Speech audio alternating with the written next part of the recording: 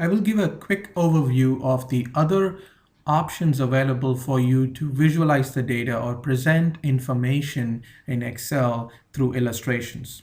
So Excel gives you a lot more ways to present information in a visually effective way. For example, I can click Insert and I see many options available under illustrations, and I can insert a picture if I would like. I can insert clip arts, and I can also insert shapes, arrows and basic shapes, rectangle. For example, if I want a rectangle, I can just insert a rectangle like this and I will see more options available for me to customize the look of the specific shape, and I can control the borders and outlines, and basically you have a lot of control over how your object or how your shape looks. And you can also enter information within the text, for example. So I can type it in and I can change or control the color and the appearance of the text.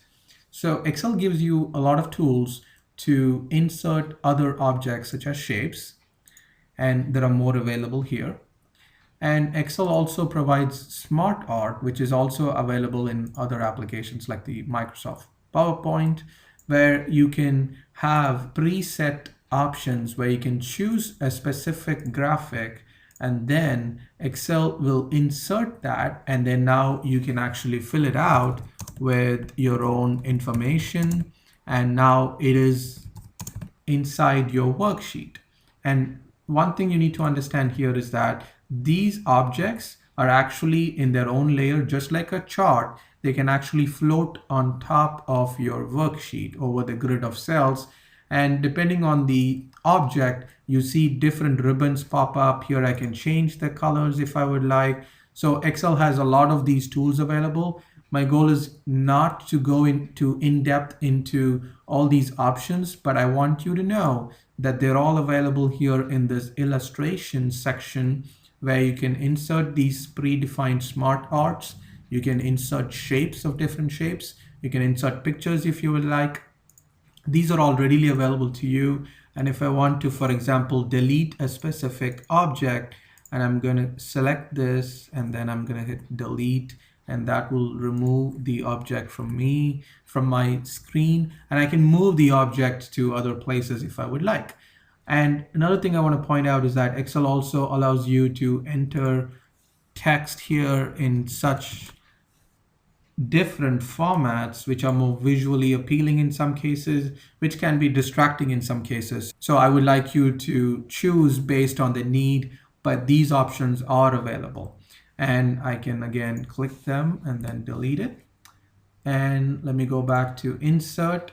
You also have a simple text box that you can create and type. And you can also insert text boxes inside the charts and they will stay within the charts. But you can also insert the text boxes anywhere if you want to communicate something to the reader. And there are also comments that you can insert. For example, I can right click and then I can hit insert comment.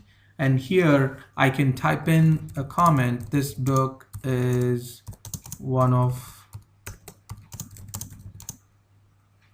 the best books. For example, this is my comment on this book name, and I can enter it here and I can choose to show this comment. For example, here, show comments, and this will always be visible to the reader. And this is another way I can communicate to whoever is using the spreadsheet. And also sometimes it's useful to me if I am the creator of this worksheet. This is a reminder, or this is a note that I'm attaching. Maybe I forget about certain things in a specific data set, and I can use these comments to remind myself about it. So I can delete the comment, or I can edit the comment, or I can just hide it from the view. And if I hide it, if I take my mouse over to the cell, it appears, and then if I move away from the cell, it disappears. I can delete the comment if I would like to. So there are so many different tools that Excel provides to help you communicate effectively the message or the story that you're trying to communicate using your information.